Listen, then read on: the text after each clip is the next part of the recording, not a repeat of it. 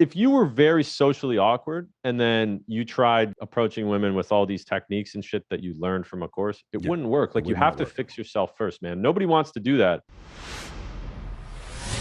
The first time I read The Rational Male, I was like, wow, a lot of this stuff seems true. I see where a lot of it's based out of. And then the reliance on evolutionary psychology, I was like, okay, I'm with this. So now we're stating like some things that are psychologically true, like gravity or that the sky is blue. But now when we say, okay, well, the gravity is 9.81 meters per second squared, that's just a fact. When we say gravity sucks, now we're interpreting it. When we look at red pill stuff, right, we start off with evolutionary psychology, and then we start using it as justification for calling women names. That is not okay. That is where, like, I completely diverge from that entire community. Yeah. Is it true that women are going to look for men that can find more resources? Yes. Does that make them bad? No. Is it true that men are going to look for women that have facial symmetry, a 0.7 hip to waist ratio, and signs of youth? Yes.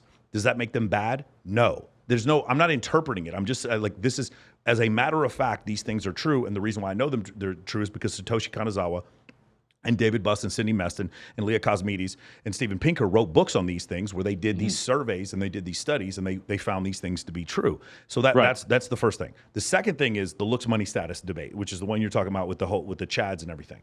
What they're being sold is we can overcome. Do looks, money, and status matter? Of course they matter. Like for any of you guys who are confused by this, you think that your pickup instructor is going to teach you a way to overcome this.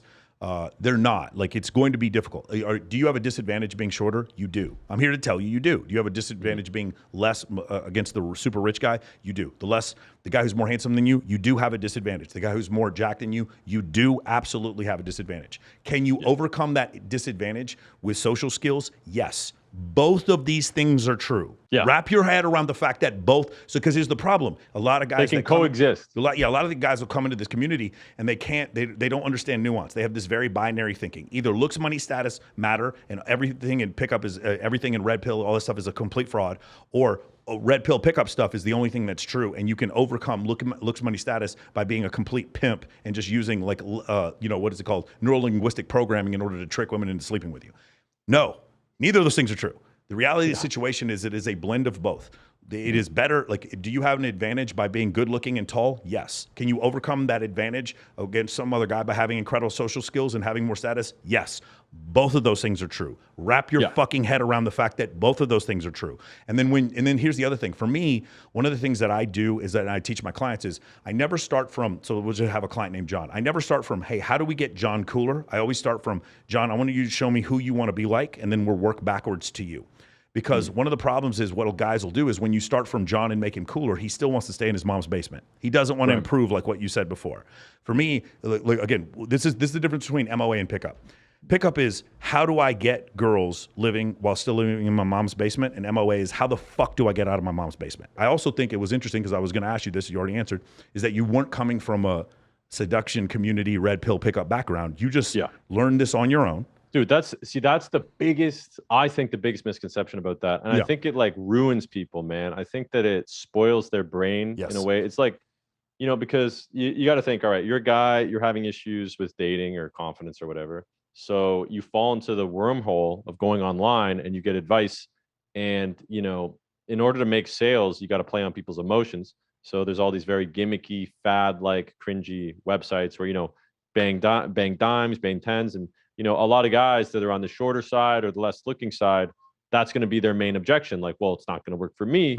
So these guys have to be sold the dream that like you could be 5'2" and bang a 10, and but they do that. They don't explain how. They just go, okay, buy the course and then we can do this. But the point I'm getting at is like, you also see these forums where people have bias, right? Like, if I'm a not so good looking guy and I go and I strike out with, making a girl or talking to a girl, or let's say I have a really good suggestion for an idea at work and they laugh at me, but then, when a 6-foot guy says it, all of a sudden they're like, that's a great idea, bro, even if the guy's an idiot. So somebody will have one or two experiences like this that kind of confirms their suspicions, which is something in the Expert Secrets book.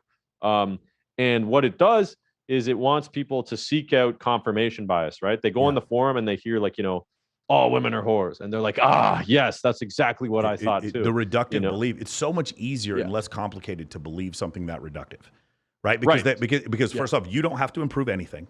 None of this is your fault. You're the victim, and then there we go. So let's just go down that path. Throw rocks at your enemies, easier. Exactly, justify their failures. Exactly, yeah. As people go, okay, well, these guys really know what they're talking about on paper.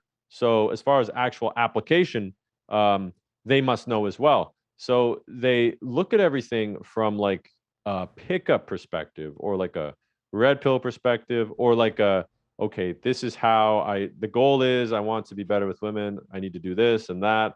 And there's all these techniques, but this is coming from a totally different, the wrong perspective, right? A lot of the techniques and application works, but the problem is people are told that they don't have to change it all for them to apply it and then for it to work. Like you need to max out your body. You need to pick a niche, something that you're really good at, and you need really good social skills, man. Yeah.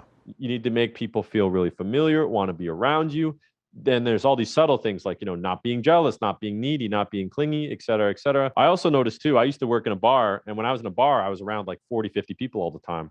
After 1 or 2 shifts serving, my social skills would be, that's exactly right. I'd be like limitless, right? I managed a strip club. That's what happened. Like, honestly, dude, a bunch of what you're seeing right now come from the voice, all the comfortability, the fact I played high school football, I was in the U.S. military, and I managed a strip club. If you were very socially awkward and then you tried just approaching women with all these techniques and shit that you learned from a course, it wouldn't work. Like, you have to fix yourself first, man. Nobody wants to do that. Funny enough, one of my buddies, he told me, he's like, you have this awesome course about how to approach women in real life, but like, you should make an online dating course. And I was like, why? And, because I meet everybody in real life, but I guess it's different for everybody, right? And he's like, well, I make guys go into like really, really difficult situations in nightclubs.